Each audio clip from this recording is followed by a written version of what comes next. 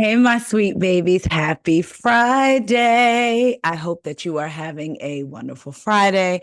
I hope that the weather is beautiful where you are and your day is beautiful. And if not, I truly hope that it gets better for you and that the weekend gets better for you. I hope y'all are able to relax, just kind of chill. That's what this weather reminds me of today in Maryland. It's not as hot as it has been. It's 75 degrees and it just is like chill weather. So, again, I hope your day is beautiful so far. If not, I hope and pray that it gets better for you.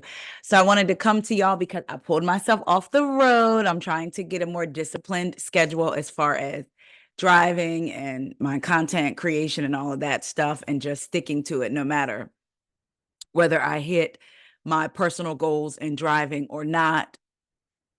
Stick to a more structured schedule. So I want to talk to y'all about some housewives things in this video. Then I'm going to come back later and talk to y'all about some other stuff I wanted to talk to y'all about. First up, let's talk about Mr. Andy Cohen. Now, Andy Cohen did an interview with, I believe it was Parade magazine a couple of days ago, and they were asking him, some different questions as far as housewives or whatever. And I thought that this was really interesting. First up, let's talk about the Real Housewives of Salt Lake City.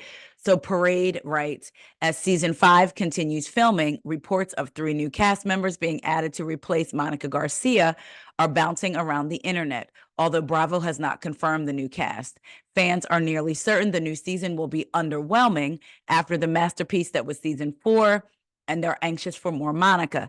At an event held for Fresca's alcoholic beverage line, Fresca Mixed, Parade chatted with Real Housewives producer, reunion moderator, and Watch What Happens Live host Andy Cohen about the state of Bravo and whether a return of Monica Garcia may be possible. When asked if Monica Garcia would ever return to the Real Housewives, Andy said, I think Monica Garcia will.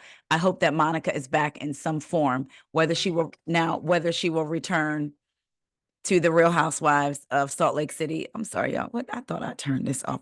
Whether she will return to the Real Housewives of Salt Lake City as a full cast member, make a guest appearance, or possibly star in an upcoming season of the spinoff, The Real Housewives Ultimate Girls Trip, remains to be seen. But Bravo seems to be making themselves clear. They'd like more Monica Garcia if they can get it. So, what do y'all think? For me, I tweeted and I said, basically, Monica gives me, I'm going to paraphrase what I tweeted myself because I forget, but basically, Monica gives me the ick and the wow. Like, she's both. Like, I feel she's entertaining to watch. I also feel uneasy. It's like she gives me a little bit of good and a little bit of dark, eerie music type feeling. I can understand why the girls were kind of hesitant, while at the same time being like, can't y'all just make it work? So I get both sides of it. She makes me a little uneasy. She really, really does. There's something about her that seems deceptive to me, and not even just about her being, child, who was she? Reality Von Teese. Like, you can't be victim and villain. I said this before on other videos that I did about Salt Lake City and specifically Monica. You can't cry that you are a victim. The girls are icing me out. I need this money for my job. At the same time, posting pictures of you holding a newspaper that says Reality Von Teese and lighting it on fire. If you gonna be that villain, be that villain, but you don't get to be both. In the words of a housewife that racked my nerves, because I was always Team Carol in that argument. But just like Bethany said, you can't play smart and stupid at the same time. So I was of the mindset, if Monica came back this season, she's back. If she's not, she's not. It really didn't. I really wasn't advocating either way. That's how I felt about Monica. But clearly they want her back. Now, at the Fresca Mixed event launching their new line of flavors, Andy also stated he'd love to see Kim Richards return to the Real Housewives of Beverly Hills. We got Portia back in Atlanta, which I'm really excited about. Alexis is back in Orange County. I think now that we've got Kyle and Kathy, it would be fun if Kim Richards came back to Beverly Hills. He also weighed in on the upcoming third season of Peacock's The Traitor, saying that there would, in fact, be cast members from The Real Housewives competing. I know who's on next season, but I can't talk about it. As to whether he would like to compete on The Traitors himself, he said, I would love to go on The Traitors, but I think I would be voted off immediately. None of these people would trust me. I think I would have a target on my back immediately. I actually think the opposite. I think they'd want to keep him around for some off-camera gossip if they could get it. That's what I think. Get him a little tips or whatever. Give him a little tipsy. So I don't know that I believe that he'd necessarily be voted off right away. When asked which of the housewives he'd like to gossip with over a Fresca mixed vodka spritz, Cohen answered Portia Williams, Dolores Catania, and Kyle Richards. So that Andy talking about Monica coming back to Salt Lake City, him wanting Kim Richards back on Beverly Hills, and he'd love to gossip with Portia, Dolores, and Kyle Richards. Next up, Miss Sonja with the Sexy J Morgan. She auctioned her cherished New York City townhouse. So according to page 6, Roni alum Sonja Morgan explains why she auctioned cherished NYC townhouse. It's time to do me. In an exclusive statement to page 6 Thursday evening, the Real Housewives of New York City alum described the sale of her beloved New York City townhouse as a weight lifted off her shoulders that will allow her to focus on creative endeavors. This cherished home has been the heart of memories for our family for decades. Now, as we move forward, it is time for someone else to build their own memories here, just as we did. I know now was the time for this beautiful townhouse on the Upper East Side to embark on its next chapter. Let's see. She also praised Sotheby's concierge, who managed the auction, for aligning with her goals in a certain timely and efficient manner. I'll always be a New Yorker at heart, but to be able to travel with my Sonja in Your City improv comedy tour freely without having to rent out our home is a weight lifted off my shoulders. It facilitates my creativity towards my other important endeavors as well. Wherever I go, I go. Morgan concluded, I've been a dedicated mother, providing stability and financial support at my daughter's childhood home. And now it's time to do me like so many other empty nesters. The reality star shares her daughter, Quincy Adams Morgan, with ex-husband John Morgan. She moved to Los Angeles after graduating from the University of Pennsylvania last year. Sonja's daughter did. Sonja and John purchased the 4,650 square foot townhouse, which is located on 63rd Street.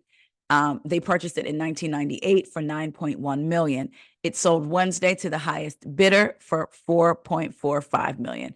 Sonja continued residing in the 5-bedroom, 5-bath townhouse after her tumultuous 2006 divorce from John, but listed it in 2013 for $9.95 million.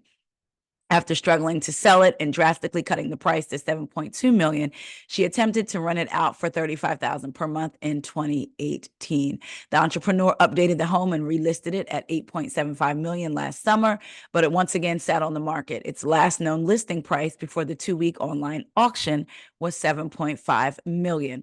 When the auction was announced in April, she told the New York Post she was ready to share this turnkey, easy to manage jewel over to someone new to enjoy. Now, I remember them saying that Sonja got the divorce in the townhouse. And so I was always of the thought that she wasn't paying a mortgage.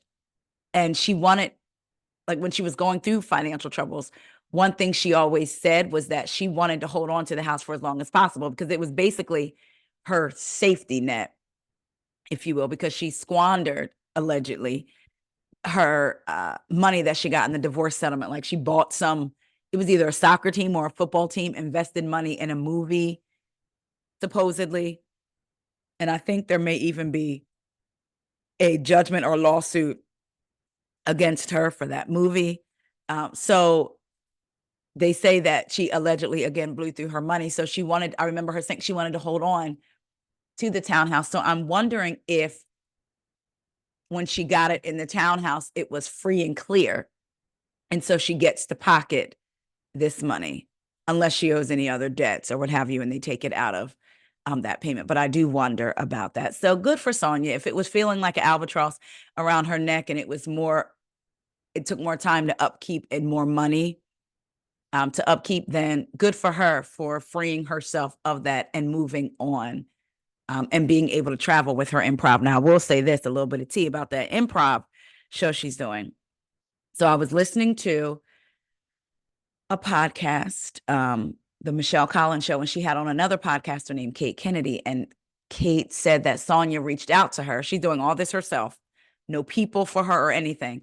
Reached out to her to host the show, I believe in Chicago, I believe. And it was very, can you host my show on this date? And Kate's like, what time? Because Kate has a child, she had to pick up from school, all that. Sonja never got back to her with the time. And finally, Kate was like, hey, what time? Never got an answer. Finally, after Kate says she can't do it, it's like, oh, it's this time, this time, this time. So Kate actually got to watch one of the shows and realized, okay, it was a bit of a hot mess. And it wasn't necessarily hosting, if you will, or introducing or doing whatever. It would have been more for her to do, basically like keeping Sonja in check.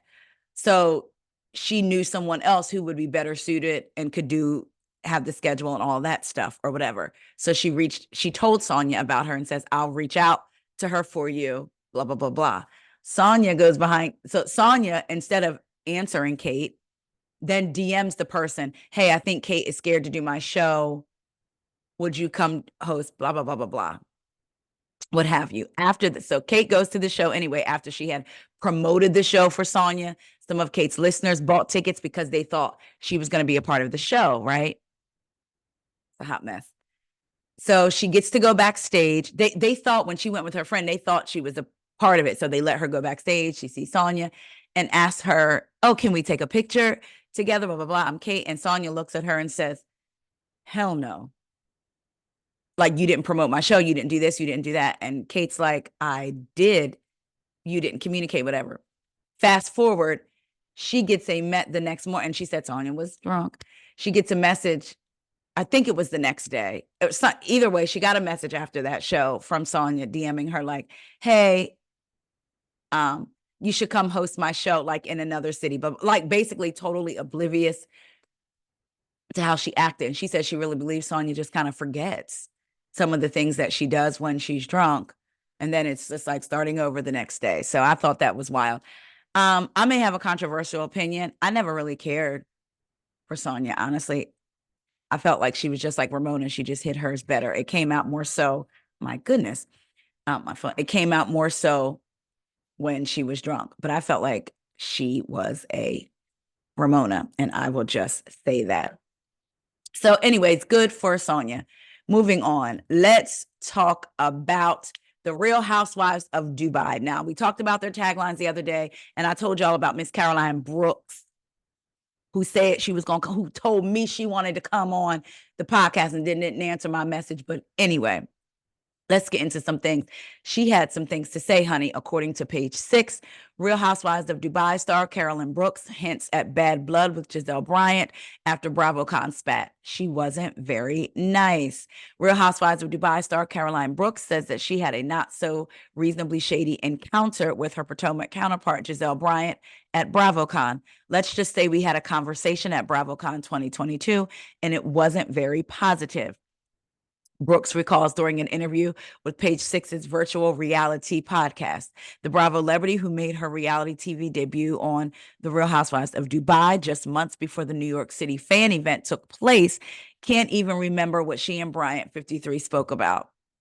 I just know she wasn't very nice to me. It is what it is, claims Brooks, further quipping that she isn't interested in squashing her beef with the Reasonably Shady podcast host anytime soon. And please don't, me and Gizelle, I guess she meant and please don't me and Gizelle in an ultimate girls trip, she says. That would not go well. Brooks confirms that the woman didn't argue over Jason Cameron, the Winter House hunk whom they both dated. He didn't exist yet. He came shortly after. Notably, Brooks went on a dinner date with Cameron at New York City's Carbone in July 2022, Carbone in 2022. Just months before he became involved with Bryant and subsequently filmed scenes with the latter for The Real Housewives of Potomac. It's giving me a little bit of like Slade Smiley vibe. She tells virtual reality, referencing Real Housewives of Orange County alum Smiley dating multiple women on the cast of the Real Housewives of Orange County. That's giving me a little bit of an ew. How do you hop from franchise to franchise? That's a little messy, Jason.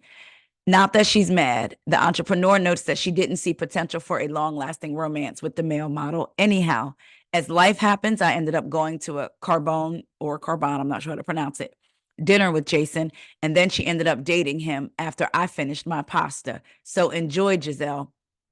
She says, though the status of the pair's current relationship seems in flux, she can have Jason and the check. So I felt that was like a little shade, meaning like, did she pay when she went to have pasta with him? Is he expecting the women to pick up the check? While she thought Jason was sweet, Brooke savagely reveals that she fell asleep during her apparently boring night out with him. Y'all, when she said this, I thought she was going to say like they started having sex and she fell asleep. And I was be like, girl, but that's not what she said. I do know that when we went out to dinner, he was super sweet. I also do know that I fell asleep during dinner. Literally, I was sleeping at the table. I ate the pasta and I fell asleep at the table. Carbon/Carbone was incredibly loud and I fell asleep. I had the most delicious pasta I've probably ever eaten in New York, and I got a little snooze in there too. When asked about her love life today, Brooke jokes that it's non-existent, but is hoping to change that. We're trying, says a single TV personality who teases that fans will get to see her date a younger man in The Real Housewives of Dubai season 2. Summer's coming, so we'll see. When housewives do this, I don't know if they're doing it on purpose or do they realize that they're giving it away. Like when asked about her love life today, she says it's non-existent, but she's hoping to change that. Versus, you got to tune in to season 2. Got me a little young thing and letting us see if they're still together. But you've already said it's non-existent. And then you talk about how you were dating the younger man in this new season. So I don't know. So what y'all think, y'all? Caroline and Gizelle had a little not nice conversation. I'm going to tell you something. We saw how Brooks can, with that mouth of hers. So I'd be interested in knowing. I'm going to ask her. I mean, if she ever responds back to that email that I sent months ago. I'm going to say, girl, what y'all, try to remember what y'all talked about. What y'all say? What happened? Anyway, I am looking forward to the Real Housewives of Dubai on Sunday, just for something different. I'm looking forward to that. All right, let's get into something that I want to go ahead and give a trigger warning right now. It's a little more of an update on the Caroline Manzo and Brandi Glanville of it all on the Ultimate Girls Trip. So this is just a trigger warning for anybody who's been through any kind of sexual abuse.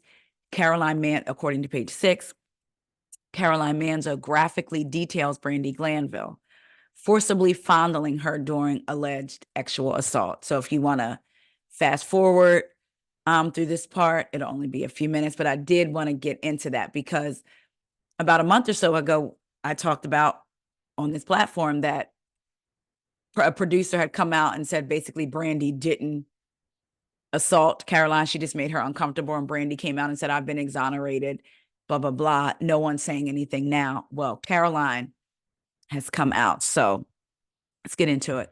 Caroline Manzo has described in graphic detail the sexual assault she allegedly endured at the hands of Brandi Glanville while filming Real Housewives Ultimate Girls Trip in Morocco. In a signed affidavit filed on May 28th, which was what? 2 days ago, and obtained exclusively by page 6, the Real Housewives of New Jersey alum claimed the former Real Housewives of Beverly Hills star forcibly fondled her vagina while producers filmed the alleged assault.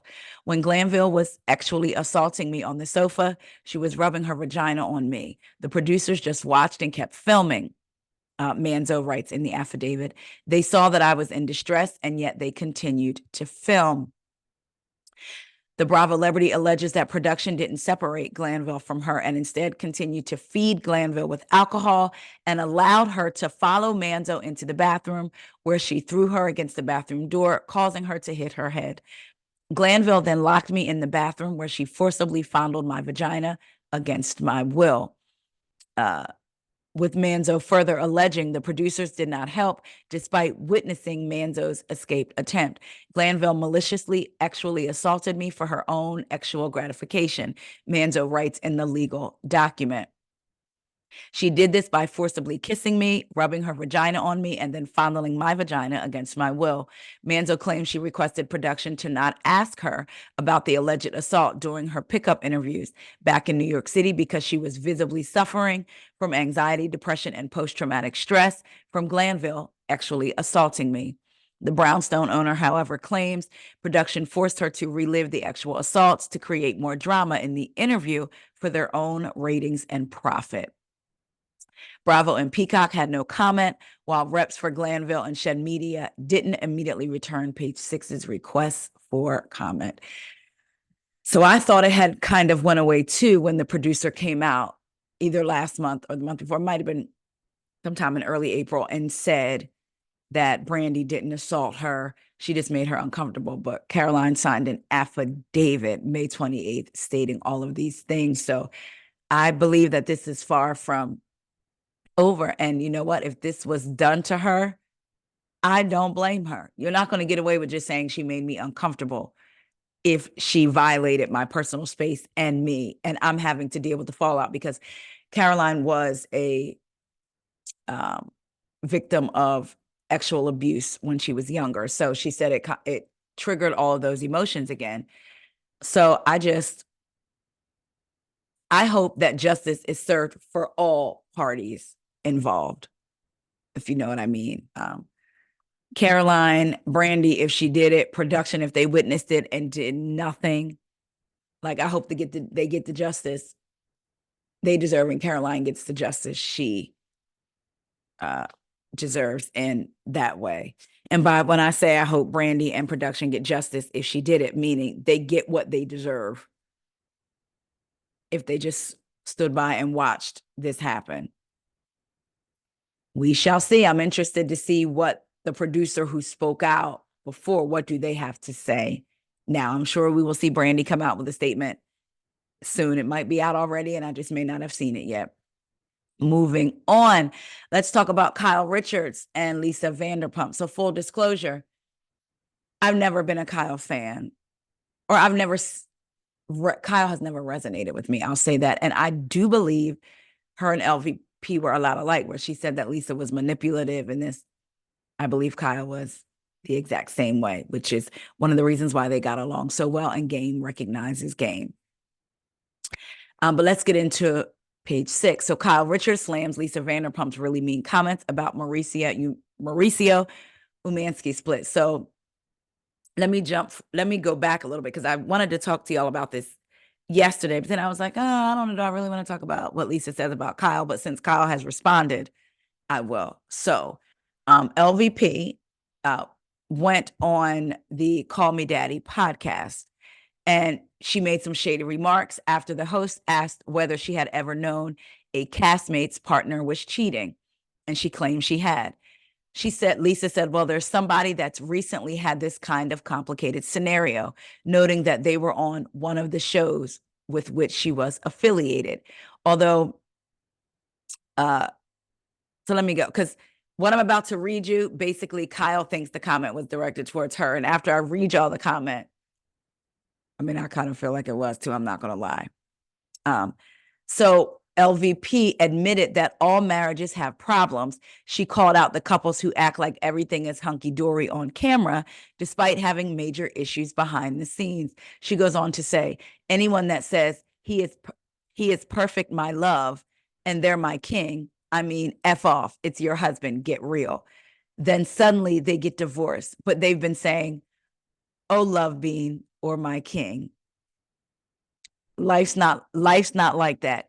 You've got two imperfect people living together that it's not, and that's BS. It's a weird sentence. She said, then suddenly they get divorced, but they've been saying, oh, love bean or my king. Life's not like that. You've got two imperfect people living together. That's it. Oh, that it's not, and that's BS. She continued, how many times have you seen this, especially on that show that I used to be on? Everything's just going fine. And then, oh, we are getting a divorce, or we've just separated. Despite the apparent shade, Vanderpump previously shared her support for Richards and Umansky following the news of their separation. In November of 2023, she said, I know there's a lot of love between them. There really was, and there probably still is. So I think it saddens me to see anybody that's been together that long break up, because marriage is hard. So she said that back, bravo, Con. And then here we are now. Again, I'm going to go back to the very direct statement. Anybody that says he is perfect, my love, and they're my king, I mean, F off. It's your husband. Get real. Then suddenly they get divorced, but they've been saying, oh, love bean or my king. Now, Dorit would always call PK my love, my love, my love. He would say that too. Mauricio would call Kyle love bean. Or did she call him that? Either way, two very distinct things that were said on the former show that she was on. So I do think she was throwing some shade. In this interview, she also said basically that if you think I'm talking about somebody, I'm not. Or if you think you know, you don't, or something like that. So Kyle believes her ex-pal, Lisa Vanderpump, shaded her. The former Real Housewives of, oh, wait, let me go on. Give me 1 second, because I want to tell you exactly what Kyle says. Kyle says she was trying to imply that when I was, showing myself being happy, that I actually wasn't, which is an absolute lie. And she knows that, Kyle said on her Amazon Live on Thursday. Child, do I need to watch these Amazon Lives? Because people be just talking on them. I thought they were just peddling their wares, as Candace would say, or peddling wares for Amazon, but they must be spilling stuff. Kyle went on to say, she just does that to be really mean. And then she goes on to say, I'm not saying who I'm talking about. I would never do such a thing. This is always what she does. Kyle said the inconsiderate comments are the perfect example of why all of Vanderpump's former castmates have an issue with her. It's just so classic her. She never changes, grows, or learns. Like I said, I happen to think Kyle is the same way. How many times has Kyle mentioned Lisa in an interview or on the show, or allude to her? She has many times. So it's like, y'all do the same thing. So y'all let me know what y'all think. Was Vanderpump talking about Kyle and Dorit? Of course she was. Last thing. I know y'all saw this. I'm going to make it big for y'all anyway, so we can see it and read it together. Y'all see this, right? This picture of Simon with a mic and headphones in the studio. His caption, his location says Dubai Production City. I was recently approached to do a podcast, a platform that would help segment my messaging, building off decades of living and accumulating knowledge that now needs to be shared across multiple platforms. There are 46 million people in America that look like me, and another 1.3 billion people in Africa. Both do not always share the same sensibilities, as we've come to find out. It is time to share and appreciate my life journey in multiple spaces. This comment right underneath, people are wild. You're not special. Use the platforms for good. Do something outside of yourself that will make a difference in the world. Somebody said, replied to them, oh, wow, he's not special. Wow. Somebody else replied to her, and who are you? You're not special either. See how that goes both ways? Some of the people are here for Simon, though. Some of the people really are here after they're done arguing about whether or not he's special. Somebody named Justina Chichi said, so, why won't you do interview for my podcast, my Naja brother? So maybe they've reached out. I don't know. What y'all think? This man said he'd been told, y'all, that he should spread his knowledge from the life that he's lived. And there was the shade that said, it is, wait, what did he say? Both do not always share the same sensibilities, as we've come to find out. Y'all, he continues to drag Portia over the river and through the woods, honey. What y'all think? Will y'all tune in to see if he spills any tea? If y'all do, let me know what he says, because I'm most definitely not going to be able to do that. But Simon is in Dubai, Production City. How long is he going to be there? Is he on vacation? Is Dubai Production going to do it, but he'll still be able to be over here? Like, is he hiding over there? Is what was going on with his immigration status and allegedly using a fake ID and all that, is it not safe for him to come back? So he's going to stay in Dubai for a little minute, but he acting like he over there working? Which one is it? Anyway, y'all let me know if y'all are going to listen, if you think that this man needs headphones and a microphone. Also, again, let me know what you think about the Kyle and Lisa of it all. Would y'all like to see LVP come back to the Real Housewives of Beverly Hills? Let me know what y'all think about Caroline and her affidavit that she filed 2 days ago against Brandy. What y'all think about Caroline and Gizelle? Would you like to see them try to squash the beef? Miss Sonja has sold her townhouse, and Andy said Monica probably going to be back in Salt Lake City. He's just not sure what capacity. I love y'all so much. I want to take a moment again to thank y'all for your support, for your comments, for your likes that help the algorithm and help people find me, for y'all sharing the link. I truly appreciate y'all. I do not take not near one of y'all for granted. Thank you for becoming a part of my community, the community I'm trying to build. We're all trying to build it together. So I just wanted to let you know that I love y'all, and I will be back a little later. I'll be trying to do an accent. My daughter can really do one well, and I'll be trying, but it just don't be coming out right. So I'll talk to y'all later. See ya.